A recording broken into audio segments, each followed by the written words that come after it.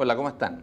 Más que un narrador de historias, que vaya que las tiene, como que ha escrito 17 libros, nuestro invitado de hoy respira y enferma de literatura.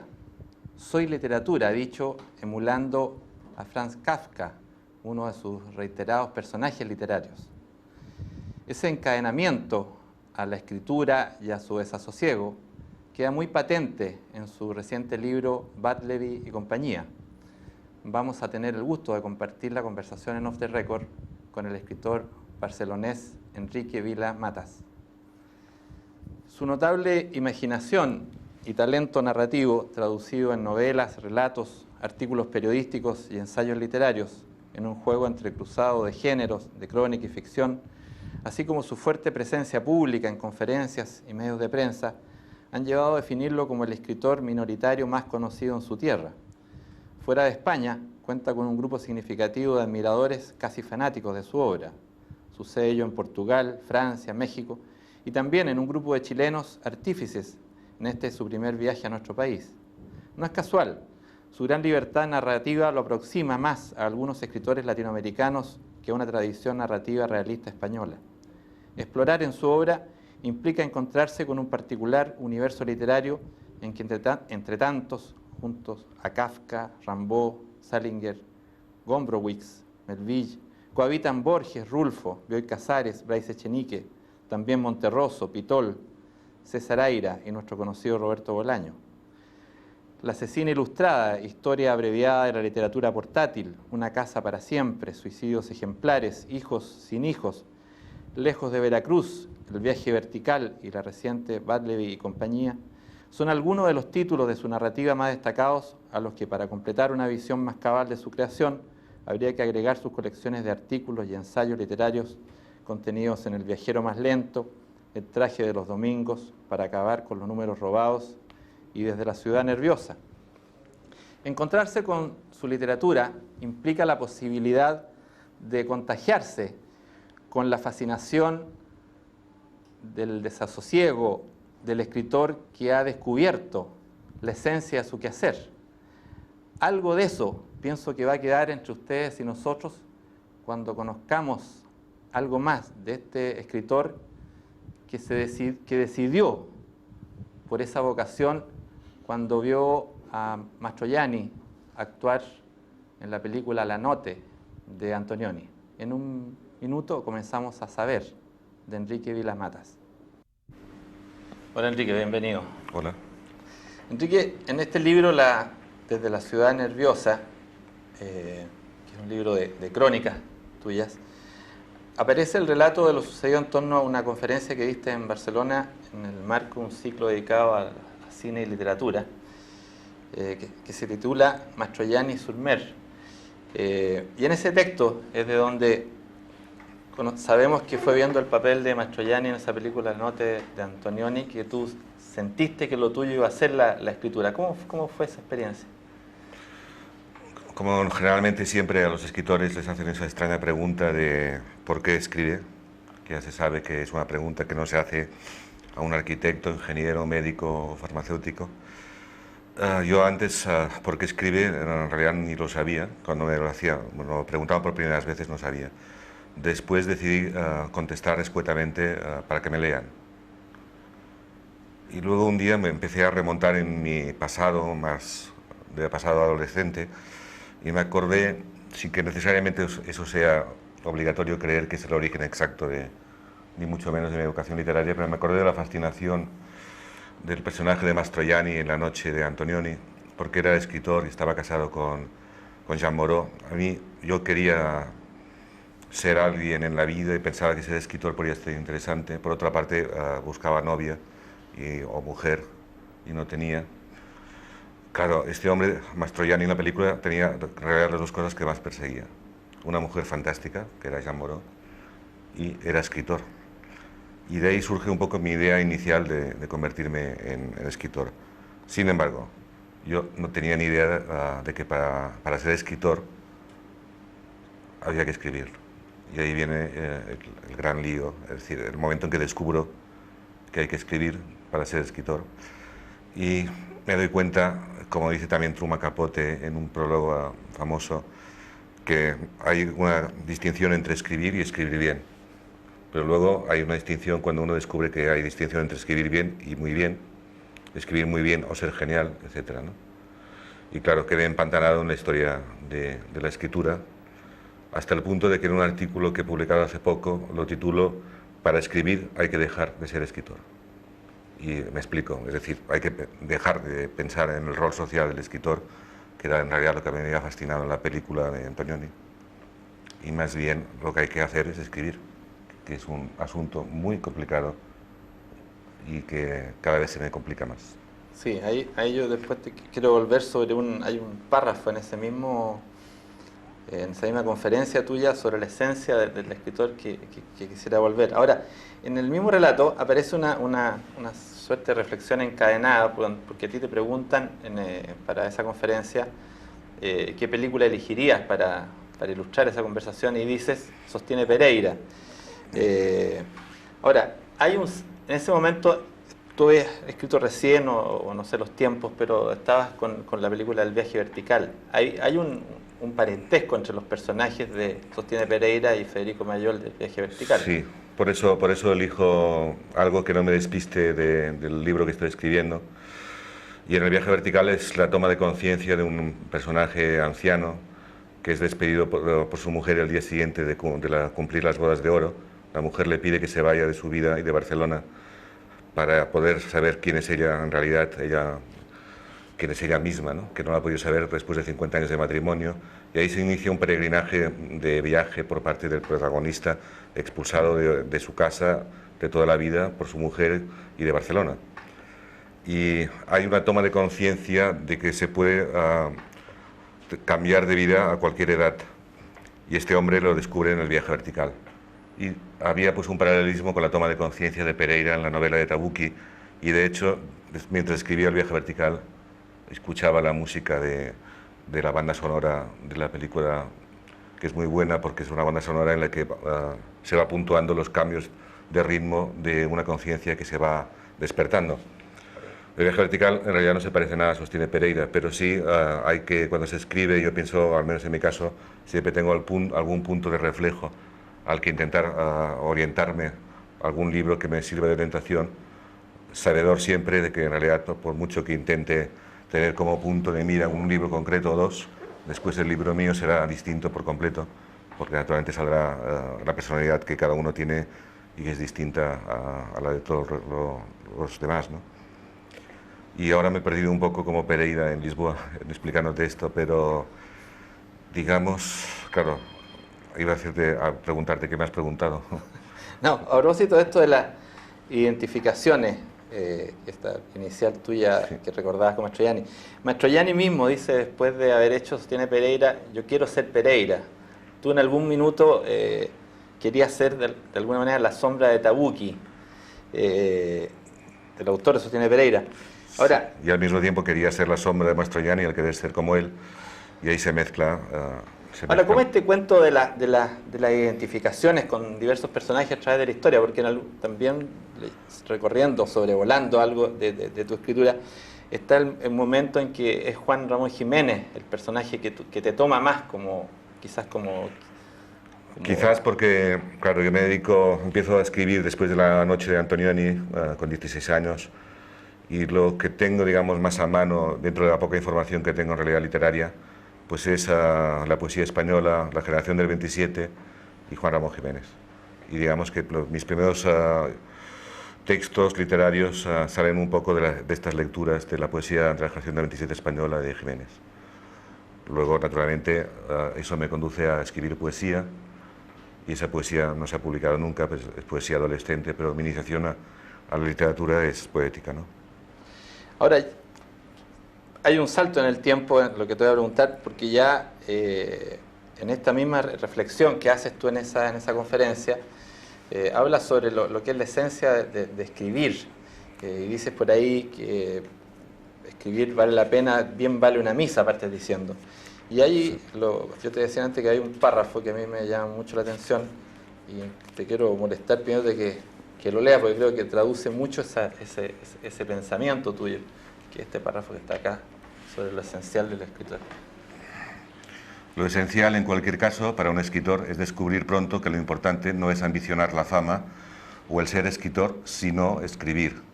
Es decir, encadenarse de por vida a un noble pero implacable amo, un amo que no hace concesiones y que a los verdaderos escritores les lleva por el camino de las frases, casual o misteriosamente relacionadas entre ellas, como esta misma que ahora estoy escribiendo y que ignoro a dónde habrá de conducirme.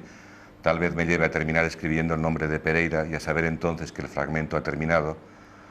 Un implacable amo que no hace concesiones y que a los verdaderos escritores les lleva por el camino del desasosiego, como muy bien puede verse en frases como esta de Marguerite Duras: escribir es intentar saber qué escribiríamos si escribiéramos.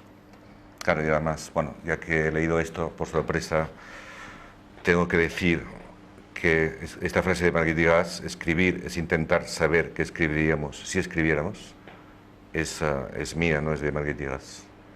Marguerite Duras dijo una cosa parecida, pero más extensa y distinta de intención. Lo que pasa es que yo la hago pasar por una frase de Marguerite Duras siendo mía, con un caso quizás de timidez enorme, o quizás para llamar más la atención del lector al citar a la gran escritora que es Marguerite Duras. Por otra parte, es una frase algo misteriosa, ¿no? Escribir es intentar saber qué escribiríamos si escribiéramos.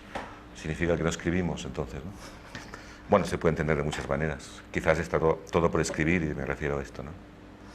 Ahora, Enrique, antes de concentrarme un poco en uno de los temas que me interesa, que es Padley y compañía, quisiera saber algunas cosas de esa historia, que bueno, tú ya has deslizado algunas cosas de tus inicios, pero tú comenzaste con alguna actividad periodística, y entre las ciertas anécdotas que están relatadas en algunas de tus crónicas está por ahí el hecho de que en algún minuto escribiste de Nabokov sin haber leído nunca nada de él, y de haber publicado una entrevista a Marlon Brando absolutamente inventada, digamos. Inventada. ¿Cómo fue eso? ¿Por qué pasó eso? Bueno, yo entré en la revista Fotogramas, una revista muy famosa en España, una revista de cine. Tenía 18 años y dije que sabía inglés para poder conseguir el trabajo, pero uno de los primeros trabajos fue traducir una entrevista con Marlon Brando, comprada a Estados Unidos en inglés, y se suponía que yo tenía que traducirla en la redacción. Y para no perder el empleo, le dije a la directora de la revista que de acuerdo, y me la inventé entera, ¿no? de arriba abajo. Y al ver que no había sido descubierto... Fue mucho tiempo, ¿no? Nunca fue descubierto. No, nunca fue descubierto, y entonces eso me animó, y en la misma revista tenía que entrevistar al bailarín Nureyev, y no fui a verle, no fui a entrevistarlo, me inventé una entrevista con Nureyev sabiendo que al día siguiente dejaba la ciudad. Recuerdo que Nureyev decía que le gustaban los toros, me encantan los toros y los toreros, era así como el titular.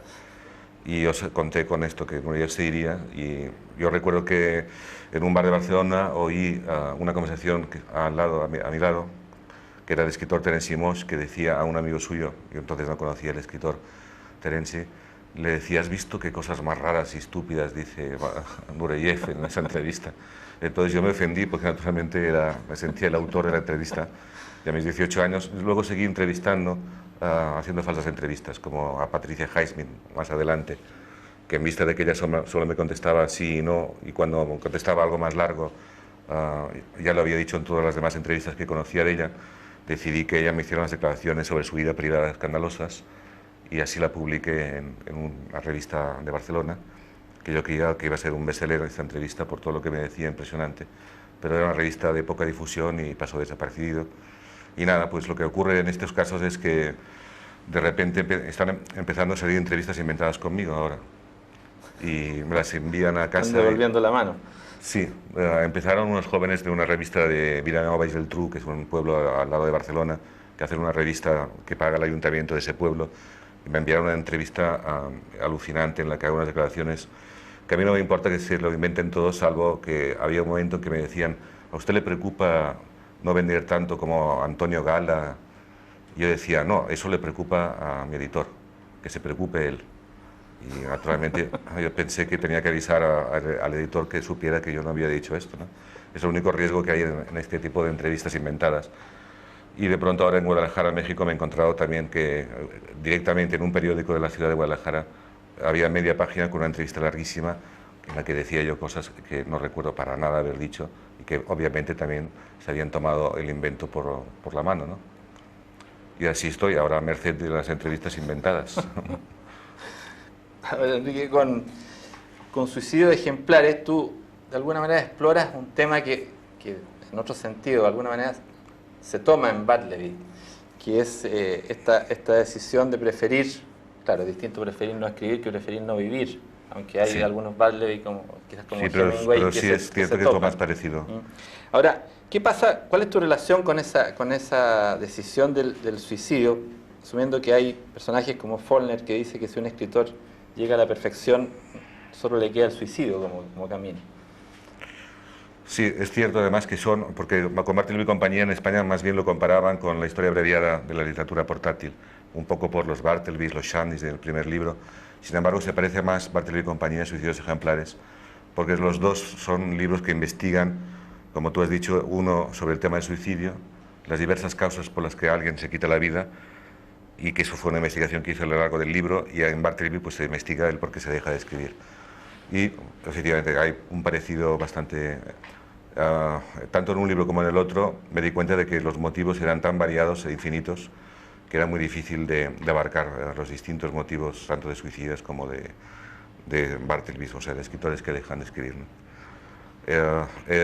La investigación sobre el suicidio era en realidad para saber cuál era mi posición real frente a la vida y frente a la muerte y frente al hecho mismo del suicidio, con el riesgo añadido de que me identifico mucho con los temas que trato y soy muy obsesivo cuando estoy escribiendo un libro, de modo que corría el riesgo, yo que vivo en un sexto piso en Barcelona, una ventana que da a la ciudad a gran altura sobre la ciudad, corría el riesgo de tirarme por esa ventana en mitad de la investigación sobre el suicidio. Como eso no ocurrió, salí indemne de la aventura y también me sirvió para conocer un poco cuál era mi posición respecto al tema, ¿no? En ese sentido me ayudó a saber que aplazaba cualquier idea de suicidio por el momento. Y con los Bartleby me he encontrado atrapado también hasta hace muy poco en la idea del callejón sin salida, ¿no? Después de escribir sobre los que no escribían, me he encontrado ante esta posibilidad de que fuera mi último libro, lo cual me ha angustiado mucho, pero de la que estoy saliendo precisamente aquí en Chile, donde ya he encontrado el primer capítulo del próximo libro.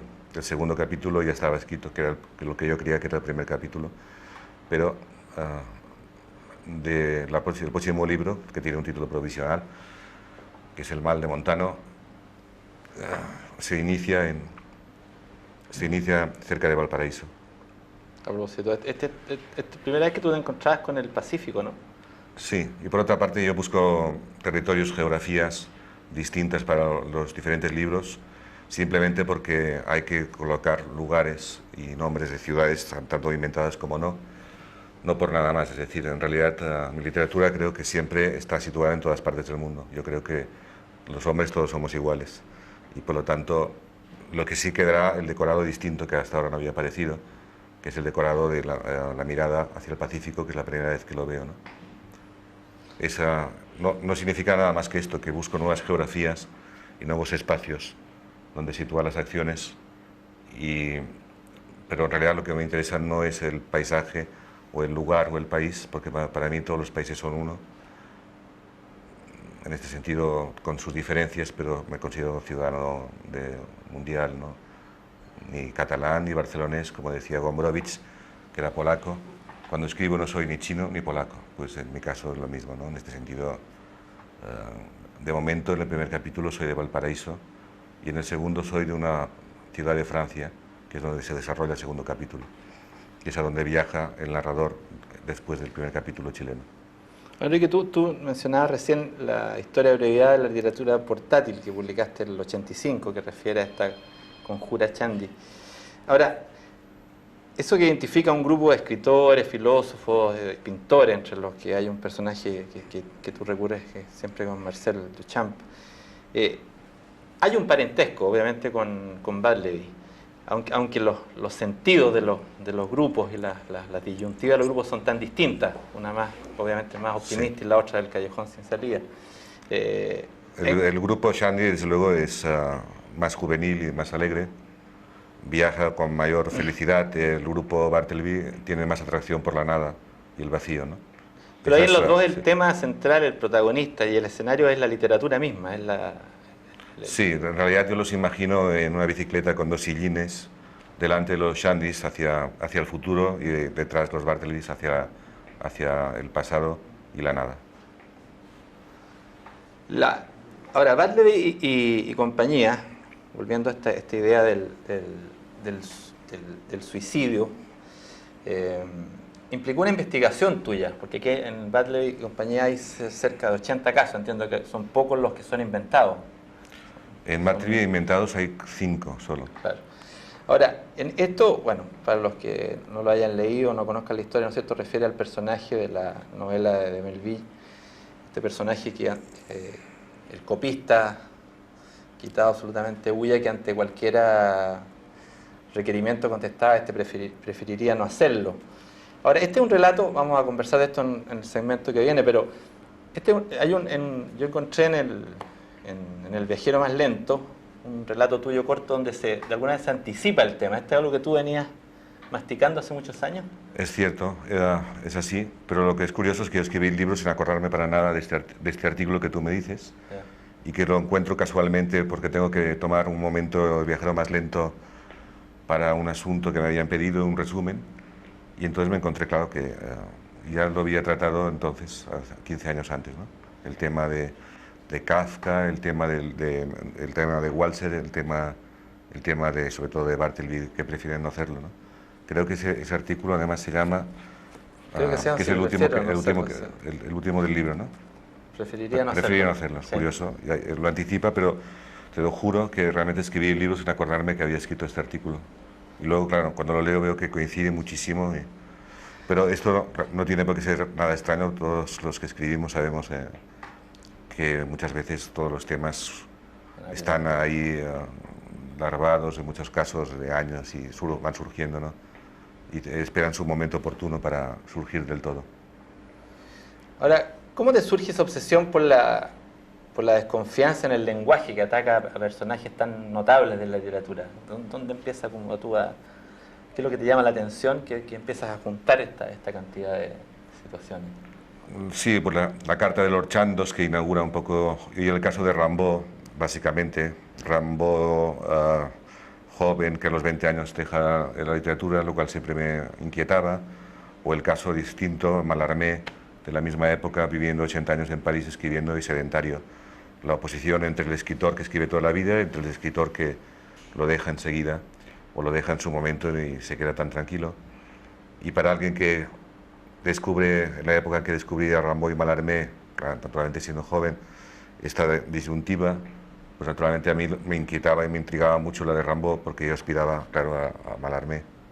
Y eso pues queda un pozo que va reapareciendo poco a poco en mi interrogante, hasta que aparece ya la idea de hacer todo un libro, apoyado un poco en un amigo de Barcelona, muy inteligente, uno de los más inteligentes que yo conozco en la ciudad, al que muchas veces le consulto cosas, porque confío mucho en él. Y él siempre me repite que desde Robert Musil ya no existe literatura. Desde luego es muy extremado esto, ¿no? Digamos que él es un Bartleby porque quería ser narrador y vio que no tenía condiciones suficientes, y eso le lleva de una forma no rencorosa, porque él es muy lúcido y un gran lector, a decir algo que tal vez empiece a pensar que puede tener parte de razón, que después de la Segunda Guerra Mundial la literatura es posmoderna y es una literatura ya vacía de contenido en el fondo, salvo pocas excepciones, y tal vez tenga razón en su venganza contra la literatura, al decir que ya no se escribe en realidad como antes, ¿no? De hecho, él, la editorial Anagrama le enviaba todos los libros de narrativa extranjera y española que publica Anagrama a su casa, y envió una carta pidiendo que dejaran de enviarle narrativa española, porque no consideraba que existiera esa tal narrativa. Entonces le ocurrió algo muy curioso, que tuvo que presentar un libro mío en Barcelona y se había olvidado de que había pedido que no le enviara narrativa española, y protestó ante mí y protestó ante la editorial de que no tener mi libro. Le tuvimos que recordar que había pedido que no le enviaran narrativa hispánica. Cuando me presentó como escritor mexicano en Barcelona. Fue la única salida que tenía, ¿no? Bueno, vamos a seguir conversando con Enrique Vila-Matas dentro de un momento, espera. hemos estado hablando del socialismo del siglo XXI. Bueno, no es posible concebir un socialismo del siglo XXI o algo más simple, una sociedad mejor para el siglo XXI, si no hay profundas transformaciones en la cultura. Las transformaciones en la cultura no son solamente que haya teatro a mil, que haya múltiples exposiciones, es también que existan medios de comunicación que permitan que la sociedad se informe, que los ciudadanos se informen para que puedan deliberar, discutir sobre los problemas públicos. Si no hay medios de comunicación que interesan a la gente con una agenda de problemas significativos sobre los asuntos más significativos para el mejoramiento de la sociedad, no vamos a tener nunca una transformación cultural. Y yo creo que esta sociedad requiere, como una tarea central, una especie de transformación moral y cultural, en el sentido que estamos metidos en una ética de la adquisición, en una ética del consumo, y eso tiene gran responsabilidad en la inexistencia de medios, de programas culturales que nos permitan visualizar otros asuntos, que nos permitan conversar sobre asuntos significativos para el futuro de nuestra sociedad. Seguimos conversando con el escritor barcelonés Enrique Vila Matas. Enrique, volviendo a Bartleby y compañía, ¿no es una paradoja titular así el libro cuando Bartleby es un personaje tan solitario? Sí, por supuesto. Es totalmente paradójico porque quizás es el personaje al que menos veríamos reunido en una oficina, ¿no? A Bartleby, que cuando le piden que vaya a pedir unos cafés para una reunión que hay en la oficina, le contesta a su jefe, preferiría no hacerlo. Esa frase desconcertante de uno de los mejores cuentos o novelas cortas de la historia de la literatura, ¿no? Efectivamente, naturalmente. Eso surgió, de repente se me ocurrió que podía llamarse Bartleby Reunidos, como una sociedad, ¿no? Y luego acabó siendo Bartleby y compañía. Otro de los títulos que barajaba era Los que no, es decir, los que dicen no. Pero los que no era más complicado de poner como título porque podía ser desconcertante para... Quizás no se podía entender con tanta facilidad como esto más contundente de Bartleby y compañía, ¿no? Pero a mí me gustaba mucho Los que no. Ahora, ¿por qué pusiste a un narrador como un tipo que nunca tuvo suerte con las mujeres, que tiene una penosa joroba, que no tiene familiares vivos? Bueno, pese a todo eso, es que se siente feliz. ¿Lo hiciste para diferenciar claramente su situación de la tuya? Sí, porque esto se explica en la primera línea del libro, ¿no? Estaba cansado de que cuando publicaba un libro, todas las entrevistas en general, en un 80%, me preguntaban que si era yo el narrador, si era autobiográfico. Entonces decidí poner que era, sobre todo, que era jorobado, que era algo físico que se puede constatar, para... A pesar de distanciarme del narrador, porque a veces el narrador opina cosas que yo no comparto, bastantes además, ¿no? Es un tipo narrador solitario que no lo soy yo, es decir, que evidentemente el narrador es otro, y a pesar de eso, muchísimas entrevistas me seguían preguntando si era autobiográfico, y decía, pero no han leído en la primera línea que el narrador es jorobado. Se ve que es igual que Borges decía que no le dieran el premio Nobel era una costumbre de la Academia Sueca, se ve que con mis libros existe esta costumbre de preguntarme siempre si son autobiográficos, ¿no? Y como todos tienen un punto de autobiografía a veces, pero se confunden mucho ficción y relato en mis escritos, y es difícil saber dónde empieza la verdad y dónde empieza la ficción, ¿no? Si es que existe la verdad. Enrique, yendo ya a algunos de estos Bartlebys, tú hablas el narrador habla de Juan Rulfo, que explica que el autor de Pedro Páramo no escribe más, y explica que eso se debe a la muerte del tío Celerino, que era quien le contaba los cuentos. Esa es una historia real, el tío Celerino existió, ¿no? Sí, él le preguntaban, ¿ya por qué no escribe más desde hace tiempo? Y decía, pues porque se me murió el tío Celerino, que era el que me contaba las historias. Y esto es real porque yo lo saco de una conferencia que da Juan Rulfo en Caracas, creo que en el año 61, y que está documentado, y él explica que fue el tío Celerino el que al morir dejó de contarle historias y lo utilizaba como pretexto para excusarse de no escribir más. De hecho, yo sé que él intentaba escribir otros libros, lo sé por Monterroso, que era muy amigo suyo, y Augusto Monterroso me lo contó, que muchas veces empezaba un libro y de repente le decía a su mujer, pues mira, me volvió a salir Pedro Páramo, es que estábamos siempre en esto, ¿no? Y por otra parte, lo que sí es curioso es que cuando sale Bartleby y compañía en México, le preguntaron a la mujer de Rulfo por el tío Celerino y dijo que el tío Celerino seguro que era un invento más de su marido, que solo faltaba que dijera que era su insoportable marido. Y claro, por suerte, yo tengo la conferencia de Caracas, es decir, hay que pensar que la mujer de Rulfo o no lo leía al marido, o bien quizás tiene razón, que se lo inventó, pero me extrañaría mucho. En todo caso, yo me baso en un documento real, ¿no?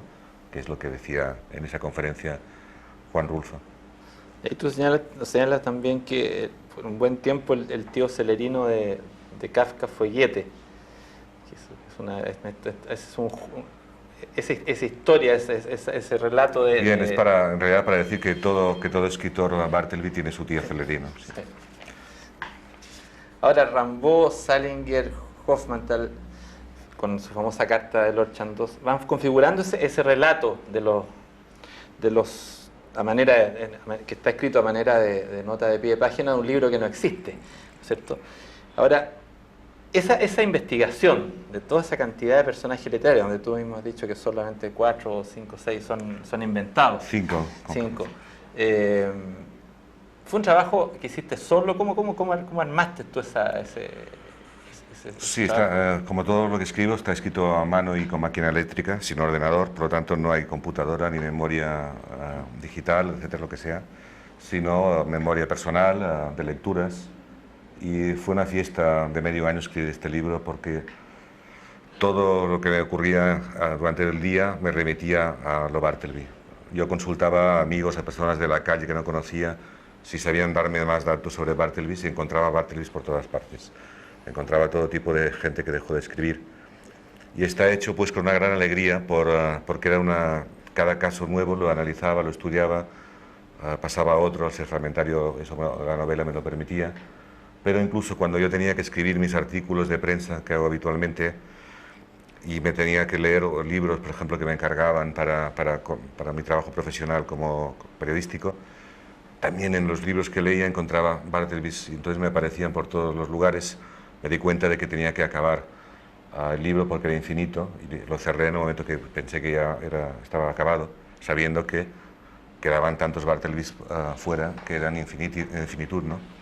Efectivamente, en cuanto se ha publicado el libro, he empezado a recibir cartas primero de España y ahora ya de México, de Colombia, de Argentina, enviándome nuevos Bartlebys, a cual a veces más sorprendente porque no los conozco, ni podría conocerlos porque en ocasiones son Bartlebys que no los conocen más que el amigo suyo que no me lo cuenta.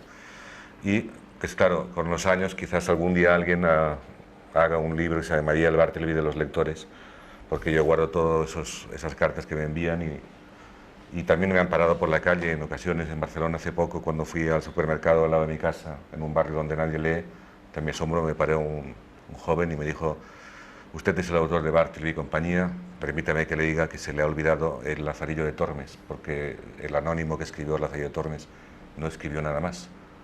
Que conste que me ha gustado el libro, pero que usted se ha dejado al Lazarillo de Tormes. O sea que hasta me paran por la calle para darme nuevos Bartleby's. Y eso para mí es fantástico, magnífico, porque el libro ya está en manos de los lectores. Y es un libro que tiene una fiesta particular, que va a continuar y que no está cerrado, sino que ya es de ellos. Ahora, dejar de escribir puede ser se puede deducir de varios Bartleby como un gran signo de lucidez de un escritor.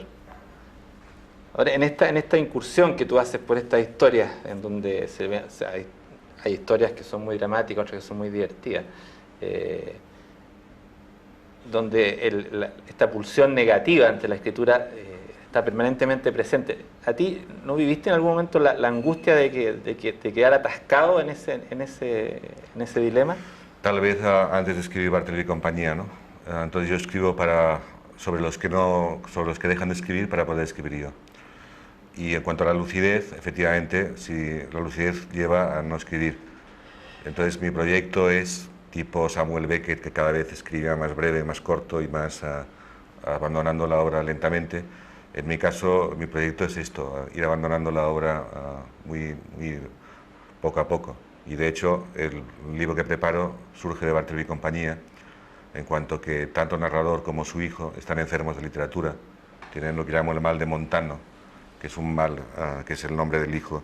Están tan enfermos de literatura que, como el hijo odia al padre y quiere matarlo, como se dice habitualmente, matar al padre, intenta darle una sobredosis de literatura, que es un poco el arranque del segundo capítulo de la novela, anterior a Chile, el primer capítulo, ¿no? Es decir, que el nuevo libro surge de ya un caso de enfermedad literaria, ¿no? Alguien que está enfermo de literatura y que visita a su hijo que también está enfermo de literatura. Y poco a poco iré abandonando la literatura de esta manera, dejándola atrás, pero despacio. Como decía Cioran, me pienso suicidar, pero no ahora, lo voy aplazando, ¿no? ¿Y lo pasas bien escribiendo estos libros? Bartleby y este que estás escribiendo ahora. Sí, cada vez me gusta más escribir. Esto es no sé si es un problema en el fondo, ¿no? Cada vez me siento más dueño de las historias que escribo, me siento más cómodo con lo que hago, más seguro de mí mismo. Y claro, eso en el fondo me lleva a veces a realmente divertirme y a pasarlo muy bien cuando entro en ese espacio de libertad que es la escritura de ficción.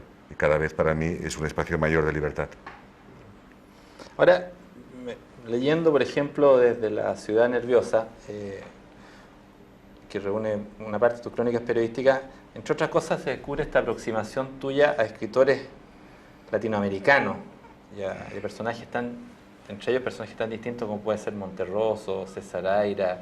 Bueno, ahí, a propósito de César Aira, tú provocas, cuando yo leo eso, una gran inquietud por poder leer esa novela, que yo no la conozco, esa, como me dice monja. Sí. Está Bryce Echenique, Pitol, el propio Roberto Bolaños, en un par de crónicas por ahí. Esa cercanía con este universo literario que es el tuyo, y que tú vas hablando además de los referentes de ese universo literario, vas creando como una cierta cofradía de escritores cercanos tuyos. ¿Por qué se produce, cómo lo ves? Tú me decías recién de que no te sentías de ninguna parte, pero ¿por qué lo sientes tan cerca con lo más latinoamericano? De una forma inconsciente, pero cuando empiezo a viajar a América Latina fue en el 91, en el 89, un primer viaje a Argentina, posteriormente un viaje a México, y luego he estado en muchos países latinoamericanos y ahí he encontrado fuentes inagotables de literatura que me interesaba y pues claro, como en realidad estoy abierto a todo tipo de literaturas, la latinoamericana para mí pues es un espacio narrativo de gran libertad y por supuesto, antes que nada, sobre todo la poesía. Es decir, ya que estoy en Chile tengo que decir que soy un admirador total de Huidobro, Gonzalo Rojas y Nicanor Parra. No tanto de Neruda, que para mí es la desmesura y quizás tiene muy poco de Bartleby y de Shandy, ¿no? Pero había una conexión latinoamericana y también, por otra parte, la tardanza en ser reconocidos mis libros en España, en ocasiones por motivos mafiosos, pero bueno, en otras ocasiones por motivos de que en España sigue interesando e imperando un poco cierta idea de que la literatura tiene que ser realista, ¿no? Y a mi literatura se consideraba más excéntrica y yo veía que era mucho más comprendida en los países hispanoamericanos a los que viajaba y quizás todo eso me atrajo aún todavía más al nuevo continente que se llama, aunque no me parece nuevo continente, sino más bien viejísimo continente. Y me he encontrado siempre muy cómodo en Hispanoamérica. Y por otra parte soy reconocido por escritores ya consagrados. Cuando se empieza a hablar bien de lo que escribo, los primeros en hablar bien, que son escritores ya importantes, son siempre de América. Son Álvaro Mutis, Bioy Casares, Monterroso, Sergio Pitol, entre otros. Y nadie de la generación anterior a la mía en España había pronunciado palabras sobre lo que escribía. De modo que incluso aunque solo fuera por esto, yo me sentía impulsado y atraído hacia Hispanoamérica con lo que me encanta a mí, digamos, de traicionar al que se supone que puede ser mi país, ¿no? Entre otras cosas porque, para terminar este largo párrafo, no puedo considerar que sea especialmente español. En todo caso sería catalán. Tampoco me considero excesivamente catalán, en todo caso sería barcelonés. tampoco soy barcelonés, pertenezco al mundo de las ciudades de todo el mundo. Y, en fin, en realidad soy un exilado en mi propia tierra, porque soy visto como un escritor catalán que escribe en castellano. Soy un exiliado cuando voy a Madrid, porque soy visto como un escritor catalán que va a Madrid. Y ya me va en esta condición de escritor exilado, porque la literatura que a mí me gusta, de hecho, es la literatura que está conectada con la idea del exilio absoluto con respecto al mundo y a todo, ¿no? Y por lo tanto es perfecto ser un escritor conectado con el exilio.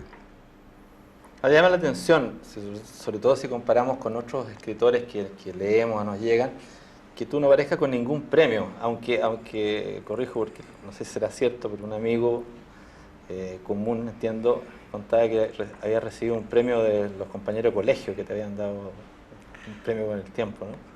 Claro, bueno, ahora cuando presenté desde la Ciudad Nerviosa de Madrid me preguntaron en la rueda de prensa por primera vez, ¿y usted se ha fijado que no tiene ningún premio? Y bueno, claro que lo sabía, pero claro, yo no he escrito para tener condecoraciones, ni medallas, ni todo esto. Y entonces les conté, sí, que hace 41 años sí que tuve un premio en el colegio de redacción a la mejor prosa de chicos entre 12 y 14 años del Colegio de los Hermanos Maristas de Barcelona, que es una placa que conservo, es el único premio que tengo y que es magnífica, porque la conservo todavía, y que averigüé 2 meses después que no se había presentado nadie a ese concurso, y eso me dio mucha rabia, no por saber que había ganado por ser el único, sino por los otros compañeros que no les gustara escribir, ¿no? Y ese efectivamente es el único premio. Pero ya digo, no, desde luego la literatura, es que además en España todo el mundo tiene premios, todo el mundo está premiado, todos los escritores tienen premios. Quizás eso aún hace más interesante para mis propios lectores que me siguen, que yo creo que incluso tendrían una decepción viéndome premiado, ¿no? Porque eso también me hace un poco, me singulariza del resto. Cualquier escritor en España tiene como mínimo un premio o 2. Bueno, vamos a seguir conversando con Enrique Vila-Matas dentro de un momento, espérenos. Estamos conversando con el escritor Enrique Vila-Matas, autor de Anagrama que acaba de presentar Batlevy y compañía, con quien vamos a seguir en un momento, y con su permiso yo les cuento los libros que nos acompañan. Planeta nos ofrece Seix Barral, Biblioteca Breve, Cuentos Crueles, de Abelardo Castillo.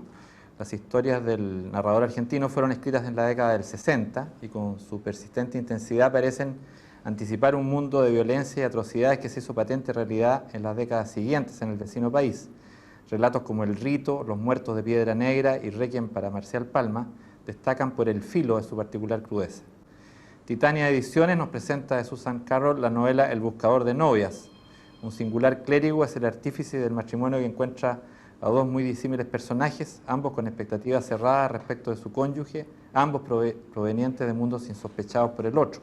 Una suerte de citas ciegas con atisbos de fenómenos paranormales en una novela con un final obviamente inesperado. Loma Ediciones nos ofrece ensayos y notas de Pedro Lastra bajo el título Leído y Anotado. El libro integra 2 secciones, una dedicada a la literatura chilena y la creación de personajes relevantes como Vicente Huidobro, Juan Emar, Omar Cáceres y Eduardo Anguita, la otra sobre escritores hispanoamericanos en aspecto poco resaltado de su creación, como ocurre en los casos de Jorge Luis Borges, Alejo Carpentier y Julio Cortázar.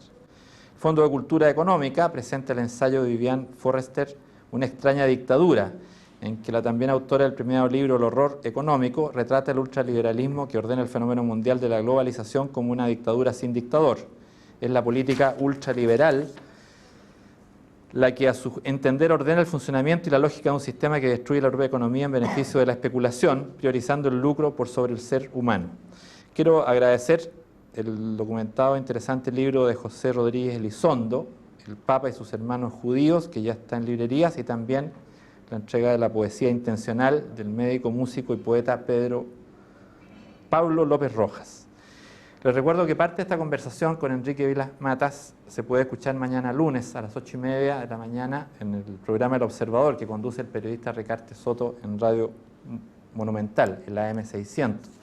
Entonces, seguimos conversando con Enrique Vila-Matas y yo quería preguntarte por un amigo nuestro que ha estado un par de veces en este programa y al cual tú le dedicas un par de crónicas en este libro de La Ciudad Nerviosa, uno con nombre de Bolero, se llama Bolaño a la distancia. en que hablas en ese preciso artículo de tus aproximaciones y distancias con Bolaño. ¿Cuál es tu relación literaria con lo que hace Bolaño? Cuando Bolaño habló con Anagrama para la publicación del primer libro que publicó en Anagrama, le preguntó Herralde, del editor, qué autores le gustaban de la editorial, y él dijo Javier Marías y Vilamatas. Y yo entonces me enteré de esto y fue cuando empecé a leerlo y vi que teníamos muchas conexiones en nuestros respectivos mundos literarios, ¿no? Me pareció lógico esta elección por parte de Bolaño, lógico y casi diría que justa y muy, en fin, lúcida. O sea, a mí, con todas las distancias que hay en las historias mismas y en lo que está en esos libros, me pasó leyendo la Bradley y compañía en algún minuto una ráfaga de la literatura nazi en América Latina de Bolaño como forma de construcción, pese que ahí hay una tremenda ficción, digamos, más que una investigación. Pero sí, lo que ocurre es que yo cuando leí la literatura nazi me recordó la historia abreviada, la literatura portátil, donde se inventa toda una serie de personajes teóricamente que pasan por reales. Cierto. De modo que la conexión sería mutua, ¿no? En este sentido. Ahora, hay un personaje que me gustaría que me dijeras algo, que es Gombrowicz, que aparentemente tú lo admiras por su extravagancia antes de leerlo. Sí, lo admiro sin haberlo leído. Sí. Bueno, esto lo explicó en La ciudad nerviosa, que yo decido cuando soy escritor, quiero ser escritor, decido imitar a Gombrowicz, lo que yo supongo que escribía Gombrowicz, para ser un personaje, un escritor singular, que era lo que intentaba ser, excéntrico dentro del panorama de la narrativa española, y empecé a escribir pensando que lo que yo escribía sería muy parecido a lo que escribía Gombrowicz. Como no lo leía, pues yo iba escribiendo lo mío, y años después, cuando decido leer a Gombrowicz, me doy cuenta de que no se parece nada a su literatura a la mía, pero para entonces yo ya me había hecho con una literatura propia, gracias a creer que imitaba a alguien a quien no había leído.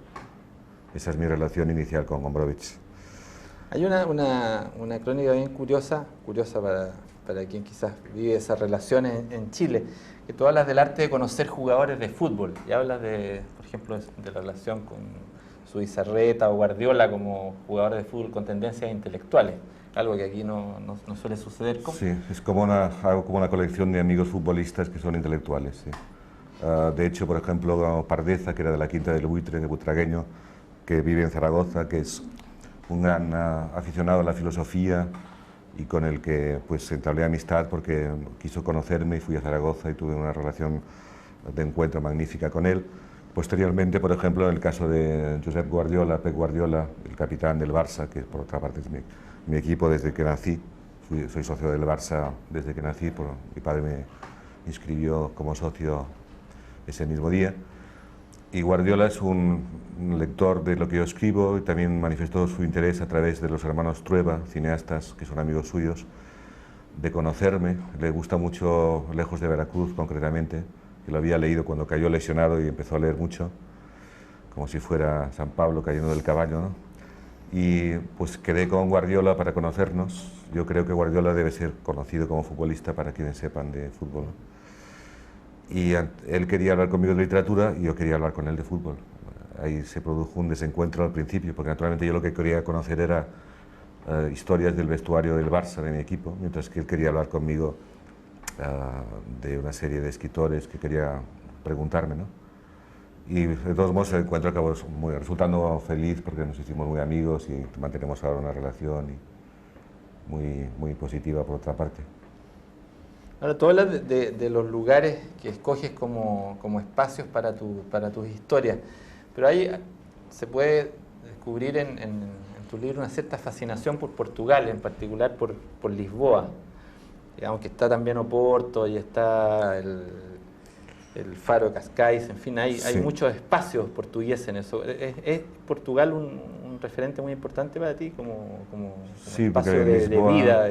Sí, realmente Lisboa es una ciudad que en un viaje de hace unos años, al partir, al dejar la ciudad, yo lloré en el avión, cosa que no es muy habitual en mí que yo llore.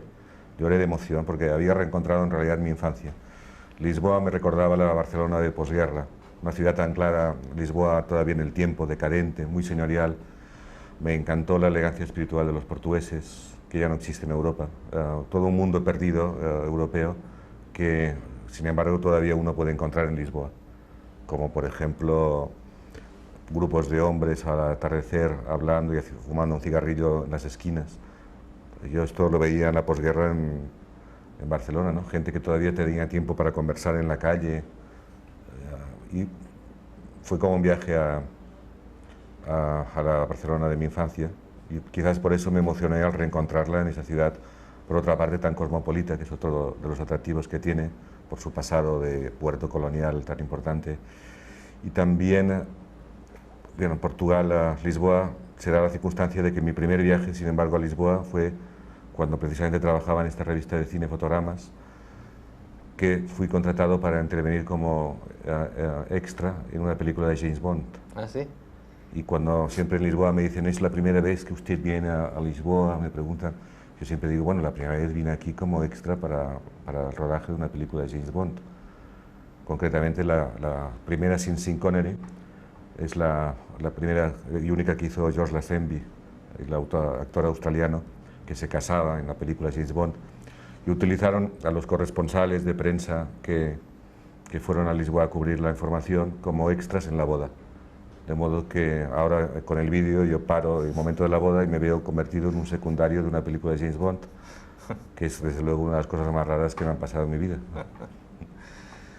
Enrique, yo te quiero proponer un juego que obviamente copiamos nosotros de programas del cable, de Lipton y de Pivot en primer lugar. ¿Cuál es tu palabra preferida? Amor, amor, sí. Una palabra que detestes. Dictadura. Una conducta humana que te emocione. La generosidad. Y una que te irrite. La mezquindad. Un sonido que ames. Música de Van Morrison. Y un ruido que te enferme. El dolor. El ruido del dolor. ¿Podrías imaginar un oficio diferente al de escritor que podrías haber asumido por cosas de la vida? Me habría encantado ser tenista o futbolista, pero ya no estoy a tiempo. Y un oficio que no habrías aceptado ni con una pistola en el pecho. Bueno, pues torturador, ¿no? ¿Tienes alguna maldición o imprecación favorita? Maldición. ¿Sí? No entiendo. Una palabra que... una imprecación, un garabato, como decimos los chilenos. Una mala palabra que te salga habitualmente en tu cotidianidad. No, porque no soy como Camilo José Cela, que está siempre blasfemando.